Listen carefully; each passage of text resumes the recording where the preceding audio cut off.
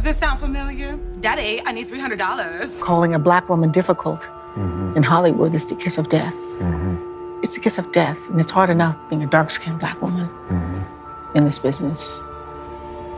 But I felt it was necessary for us to finally move forward. A lie, and I went back to them in 2009 and I said, please, I need you to clear my name. You talked to him directly? I spoke to JL when my dad died and my brother died, and I begged them.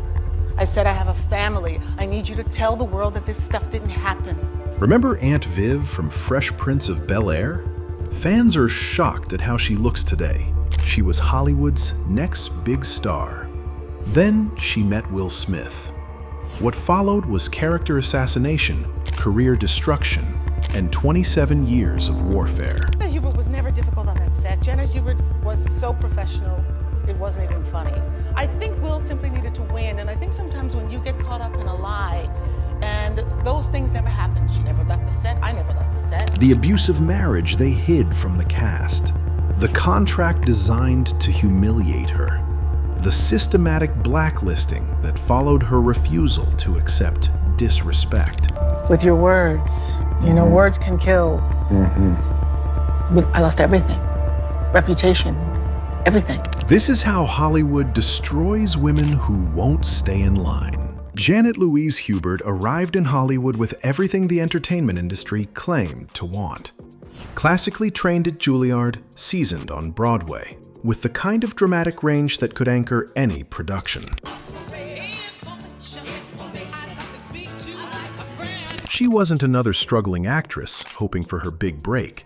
She was a proven professional, ready for stardom. The audition for The Fresh Prince of Bel-Air should have been routine. NBC was looking for someone to play Vivian Banks, the sophisticated matriarch of an affluent black family. Hubert's resume spoke for itself. She had starred in the original Broadway cast of Cats, performed in numerous off-Broadway productions, and possessed the classical training that gave her character an authentic gravitas. When she landed the role in 1990, everything seemed perfect. Calvin, you are not going to MacArthur Park tonight. In fact, none of you are going to MacArthur Park tonight. The show was groundbreaking. A family sitcom centered on black excellence rather than black struggle. Uncle Phil wasn't a stereotype, but a successful federal judge. Aunt Viv wasn't a caricature, but an educated, articulate woman with her own ambitions and complexity. Hubert brought something special to Vivian Banks that the character desperately needed. She wasn't playing the typical TV mom who existed solely to support other characters' storylines. Her Aunt Viv was fierce, intellectual, and uncompromising. She could deliver comedy with perfect timing, then shift into dramatic territory that elevated the entire production. That does it. I'm getting me a white man. The show's success was immediate and massive. Will Smith's charisma combined with the talented ensemble cast created something television hadn't seen before. A black family sitcom that dealt with real issues while still being genuinely funny. The ratings were phenomenal. The cultural impact was undeniable. But behind the scenes, tensions were already building that would eventually explode into one of television's most destructive feuds. The problem started with something deceptively simple: creative control. Hubert wasn't content to just deliver her lines and collect her paycheck. She had opinions about her character's development. She questioned storylines that didn't ring true. She pushed for Vivian Banks to have more depth, more agency, more authentic black female experience. Smith was dealing with his own pressures. The IRS had seized his assets before the show began. It's a long story, but just go. I didn't send the IRS their money, okay? I didn't necessarily forget, but I didn't send them their money, and you know, they wanted it. They wanted it. Right. They like it. So they came to get their money. He was essentially broke and desperate when Quincy Jones offered him this opportunity.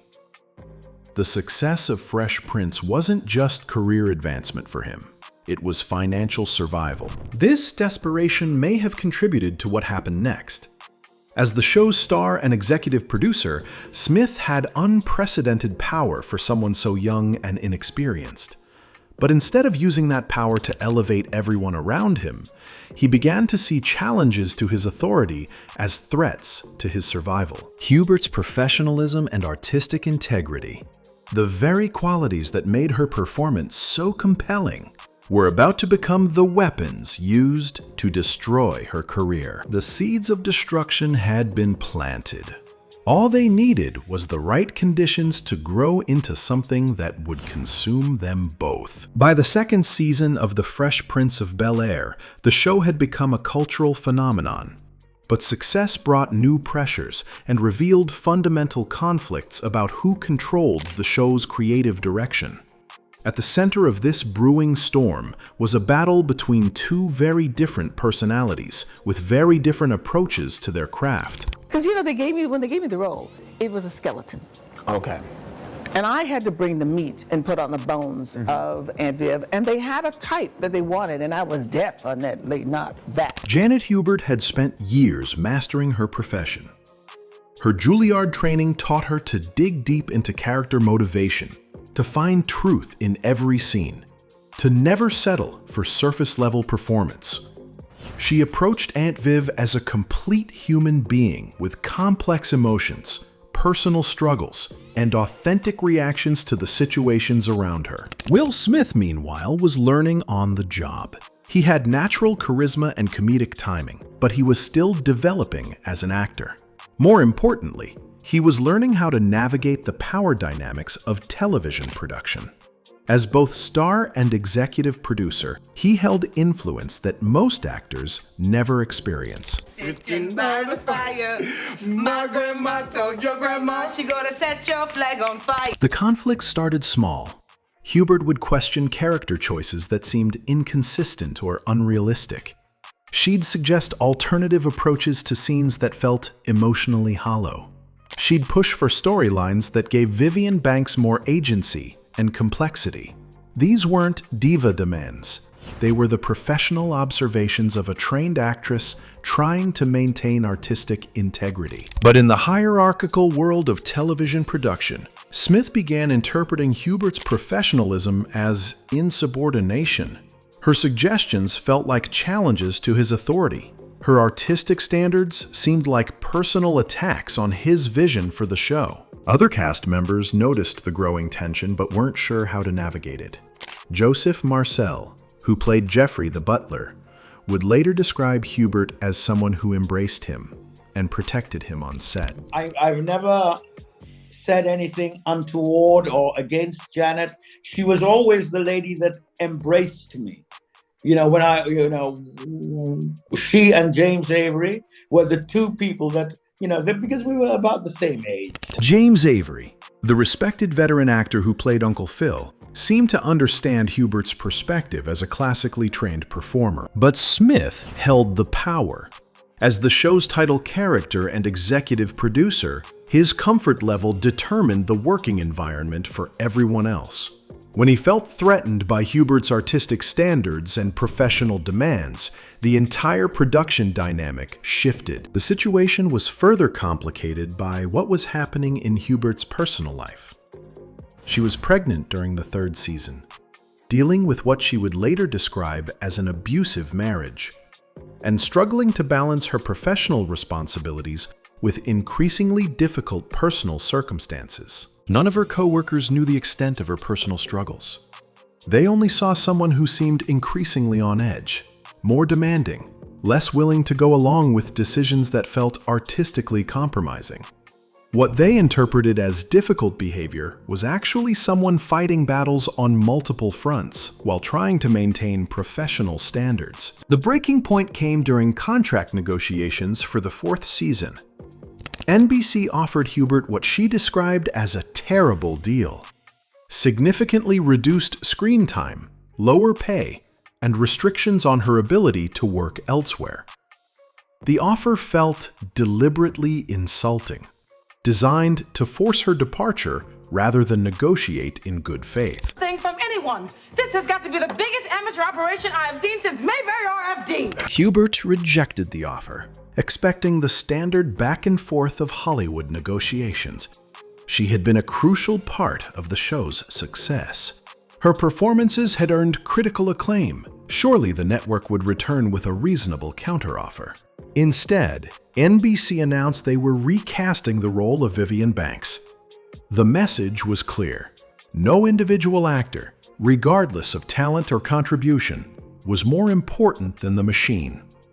Hubert could accept their terms or be replaced. The decision to recast rather than negotiate revealed something disturbing about the power dynamics at play.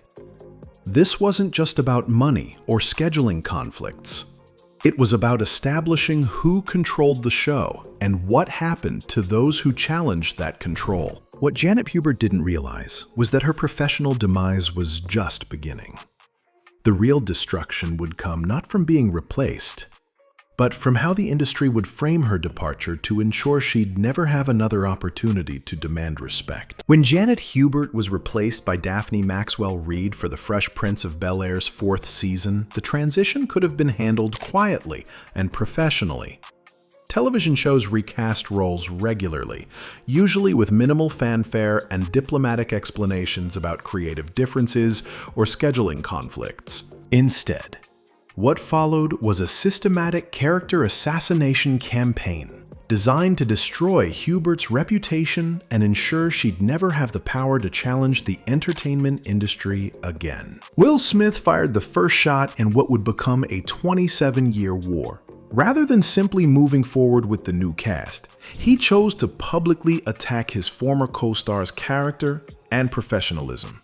In interviews, he painted Hubert as jealous, difficult, and impossible to work with. They always thought of lighter-skinned women as more upscale than us chocolate girls. These statements weren't just defensive responses to criticism. They were calculated attacks designed to preemptively discredit anything Hubert might say about her experience. By framing her as bitter and jealous, Smith was creating a narrative that would follow her for decades. Alfonso Ribeiro, who played Carlton Banks, joined the attack with even more vicious language. In college appearances and stand-up sets, he described Hubert as mentally unstable and unprofessional, using terms that were both sexist and potentially defamatory. The campaign worked exactly as intended. In Hollywood, being labeled difficult is career suicide, especially for Black women who already face additional barriers to employment. The industry operates on relationships, recommendations, and reputation. Once someone is marked as troublesome, opportunities disappear. I went back to them in 2009 and I said, please, I need you to clear my name. You talked to him directly? I spoke to JL when my dad died and my brother died, and I begged them. I said, I have a family. I need you to tell the world that this stuff didn't happen. The personal cost for Hubert was devastating. She found herself blacklisted from television and film opportunities. Casting directors would recognize her name and pass without consideration. The woman who had been poised for stardom was effectively erased from the industry, but the professional destruction was just the beginning. The attacks on her character created personal isolation as well. Family members who had been proud of her success began questioning whether she had somehow brought this on herself. Friends in the industry distanced themselves to avoid guilt by association. The psychological impact was severe. Hubert later revealed that she experienced suicidal thoughts during this period, feeling so broken and isolated that she considered ending her life. I said, I have a family. I need you to tell the world that this stuff didn't happen. And I was waiting in my heart thinking somebody will come to me one day and help me, but they didn't. The woman who had once commanded Broadway stages and television sets was reduced to questioning her own worth and sanity. The most insidious aspect of this character assassination was how it became accepted truth within the entertainment industry. People who had never worked with Hubert, never witnessed her behavior on set, began repeating the narrative that she was difficult and unprofessional. This created a self-reinforcing cycle where her exclusion from opportunities became evidence of her supposed problems. If she was talented and professional, the logic went, why wasn't she working? The fact that she had been systematically blacklisted became proof that the blacklisting was justified. The campaign against Janet Hubert wasn't just about one actress or one television show. It was a demonstration of what happens to anyone who challenges the established power structure in Hollywood. Her destruction served as a warning to other performers. Accept what you're given, stay in your assigned role, or face complete professional annihilation. The message was received.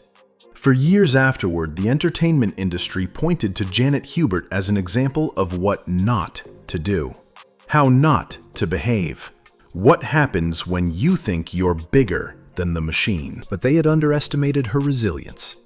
Janet Hubert wasn't going to disappear quietly.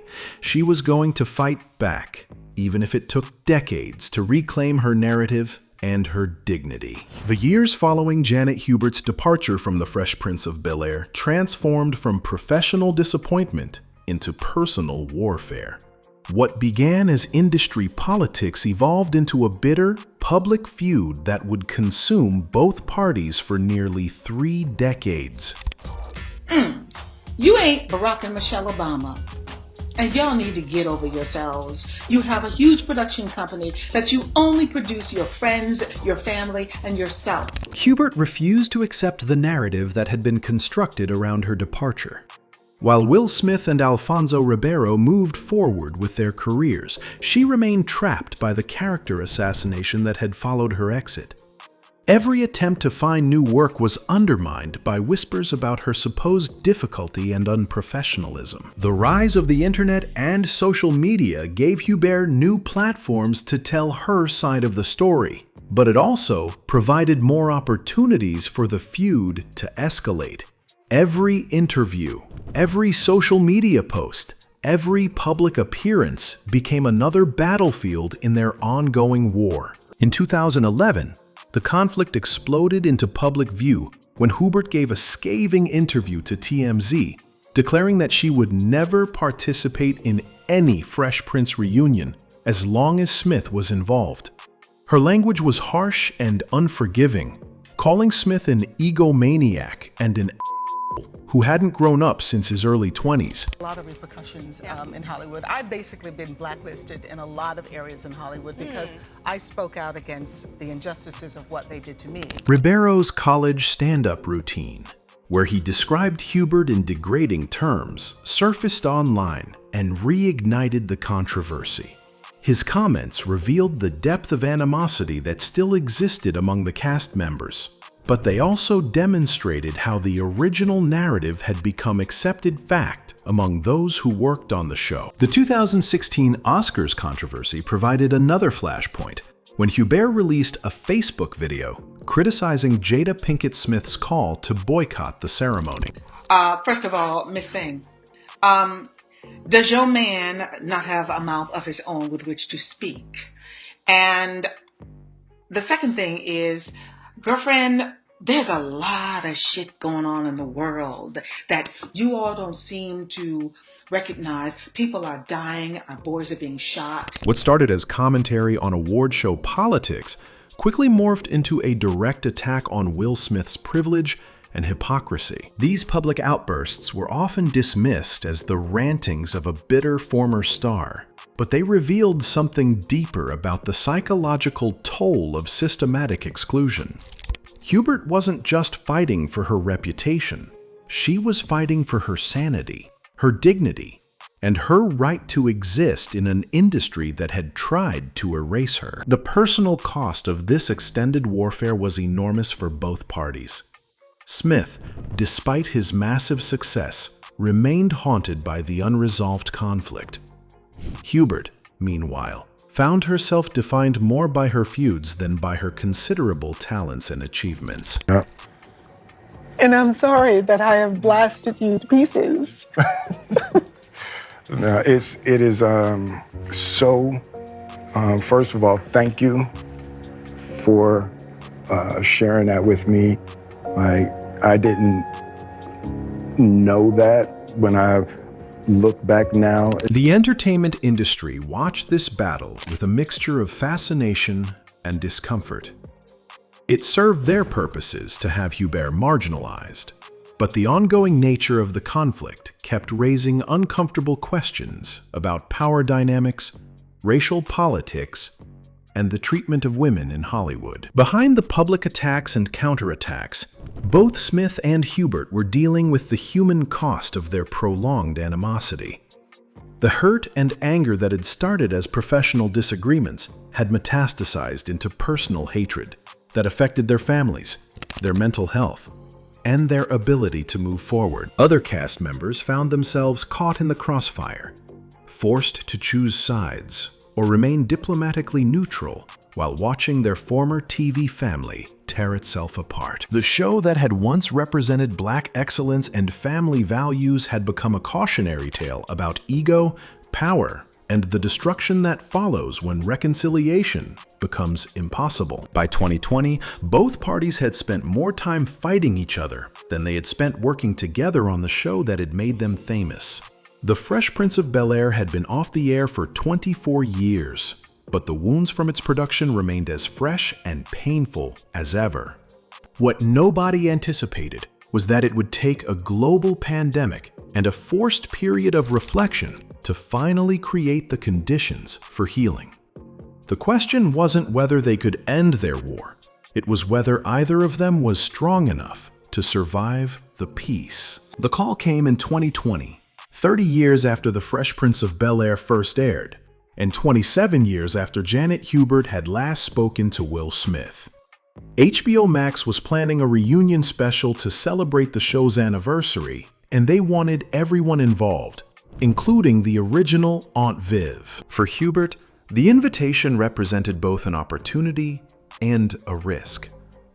She had spent decades fighting to reclaim her narrative, but participating in the reunion meant confronting the person who had, in her mind, destroyed her career and reputation. For Smith, now a global superstar worth hundreds of millions of dollars, the reunion represented a chance to address the one failure that still haunted him. Despite achieving everything Hollywood had to offer, he had never resolved the damage done during those early years of success. Obvious that you were having a hard time, and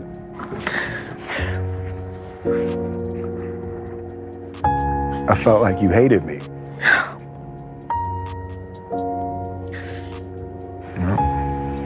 I could not do a 30-year celebration of this show and not celebrate you. The face-to-face meeting between Smith and Hubert was filmed separately from the main reunion, allowing them to speak privately for the first time since the 1990s. What emerged was a conversation that was raw, honest, and deeply painful for both participants. Hubert finally had the opportunity to explain what had really happened during her departure from the show. She revealed the abusive marriage she had been hiding, the pregnancy that had complicated her work, and the contract offer that had felt deliberately designed to humiliate her. Most importantly, she made clear that she had never been fired. She had rejected an unacceptable offer and been replaced. Smith, now mature enough to understand the power dynamics he had wielded as a 21-year-old, acknowledged his role in creating the hostile environment that had made Hubert's life miserable.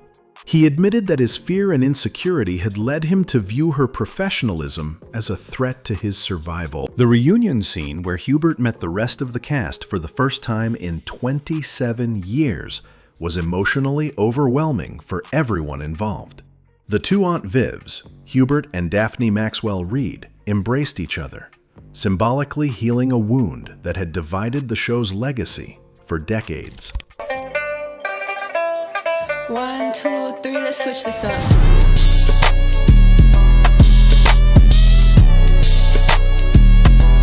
But perhaps the most significant moment was the simplest.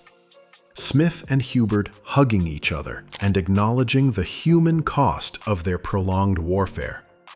After 27 years of public animosity, they were able to see each other not as enemies, but as people who had both been damaged by circumstances they were too young and inexperienced to handle properly. The reunion special became a cultural phenomenon, praised for its honesty about the costs of fame and the importance of forgiveness. But more importantly, it restored Janet Hubert's dignity and gave her the platform to tell her story in her own words. The healing that took place during the reunion extended beyond the cameras. Smith and Hubert began texting regularly, rebuilding a relationship that had been destroyed by miscommunication, power struggles, and industry politics. The little boy and the protective aunt that they had once played on television were finally able to exist in real life. The Fresh Prince reunion demonstrated something powerful about the possibility of redemption and reconciliation. It showed that even the deepest wounds could heal with enough time, maturity, and willingness to acknowledge past mistakes. For Janet Hubert, the reunion represented vindication after decades of character assassination. Her professionalism, her talent, and her worth were finally acknowledged by the person whose attacks had nearly destroyed her. For Will Smith, it represented the completion of a journey from an insecure young man afraid of losing everything to a mature artist capable of protecting and elevating those around him. The entertainment industry that had weaponized their conflict for decades was forced to confront the human cost of its power games. The Fresh Prince reunion became a masterclass in accountability, forgiveness, and the possibility of healing even the most destructive wounds. At 68, Janet Hubert had finally reclaimed her story. She was no longer the difficult actress who had been fired from a hit show. She was a talented professional who had been systematically destroyed for refusing to accept disrespect, and who had survived to tell the truth about what really happened. The little girl who had dreamed of Broadway stardom, the woman who had commanded television screens, and the survivor who had endured decades of character assassination were all finally, beautifully whole.